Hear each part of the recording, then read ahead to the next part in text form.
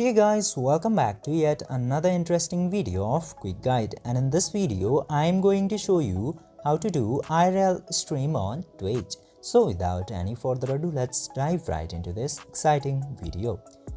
Now, in order to do the IRL stream into your Twitch, you just simply have to open your Twitch application at very first. Then after that, tap to this create button into the top right. Then after tapping into create button, you will get to see this create button at the bottom middle. Just simply tap to that option and then you will get this option of stream IRL.